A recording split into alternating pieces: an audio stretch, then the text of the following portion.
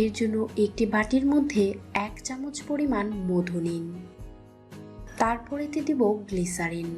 Glycerine আমাদের ত্বকের জন্য খুবই উপকারী। এটা ত্বকের কালো দাগ দূর করতে চমৎকার কাজ করে। এখানে আমি 1/2 চামচ পরিমাণ গ্লিসারিন অ্যাড করে নিচ্ছি। এবার এই দুইটিকে ভালো করে মিক্স করে নিন। মধু প্রাকৃতিক ময়শ্চারাইজার।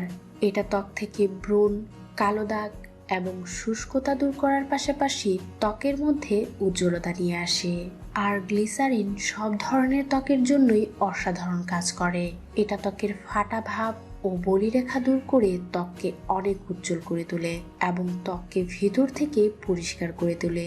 তাতে করে ব্রণ ও ব্ল্যাক হেডস দূর হয়ে যায়। এটা ভালো করে মিক্স হয়ে গেছে। আর এই মিশ্রণটিকে আপনি ঘরের স্বাভাবিক তাপমাত্রায় 10 থেকে 12 দিন পর্যন্ত সংরক্ষণ করতে পারবেন। এবার এই মিশ্রণটির সাহায্যে আপনার ত্বকের মধ্যে 5 মিনিট ম্যাসাজ করুন। শীতকালে ত্বকের মধ্যে প্রচুর পরিমাণে মৃতকোষ জন্মে যায়, আর এইভাবে ম্যাসাজ করলে ত্বকের মৃতকোষগুলো নরম হয়ে যাবে এবং ত্বক পরিষ্কার করার সময় সহজেই তা উঠে চলে আসবে।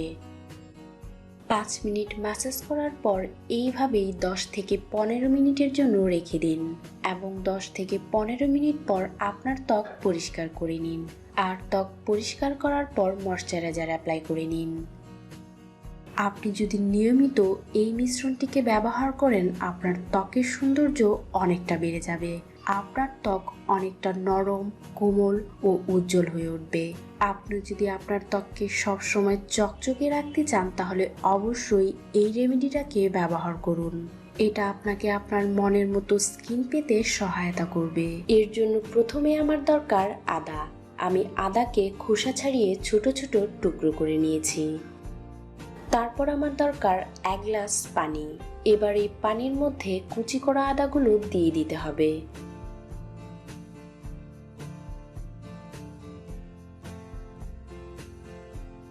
তারপর এই পানিটাকে চুলায় 7 থেকে 8 মিনিট ফোটাতে হবে।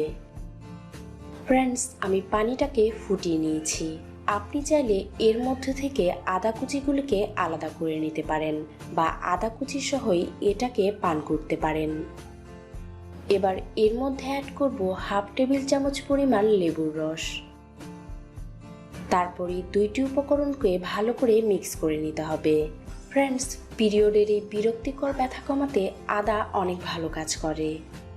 এবার এই পানীয়টি পিরিয়ড চলাকালীন সময়ে দিনে 2 থেকে 3 বার পান করতে হবে। এতে করে আপনার পেটের ব্যথা হবে না, পাশাপাশি আপনার পিরিয়ড ভালোভাবে ক্লিয়ার হয়ে যাবে। টেস্ট বাড়াতে চাইলে আপনি এর মধ্যে কিছুটা মধু অ্যাড করতে পারেন। তবে আপনি যদি ওজন বাড়াতে চান এবং ডায়াবেটিস ও উচ্চ রক্তচাপ নিয়ন্ত্রণে ওষুধ সেবন করে থাকেন, তাহলে এই পানীয়টি কোনোভাবেই পান করবেন না, কারণ এই পানীয়টা আপনার ওজন বাড়াতে বাধা দিবে। পাশাপাশি ডায়াবেটিস রোগীদের জন্য ঔষধ সেবন করাকালীন আদা খাওয়া কোনোভাবেই ঠিক না। ফ্রেন্ডস, পিরিয়ডের ব্যথা কমানোর জন্য ঔষধ খাওয়াটা মারাত্মক ক্ষতিকর। তাই ঔষধ না খেয়ে প্রাকৃতিক উপাদানের সাহায্যে আপনার সমস্যার সমাধান করার চেষ্টা করুন। আর আপনিও যদি এই সমস্যায় ভুগে থাকেন, তাহলে অবশ্যই এই পানিটাকে ট্রাই করে দেখবেন। আর আমার ভিডিওটি যদি আপনার কাছে কার্যকরী মনে হয়ে থাকে, তাহলে লাইক এবং শেয়ার করবেন।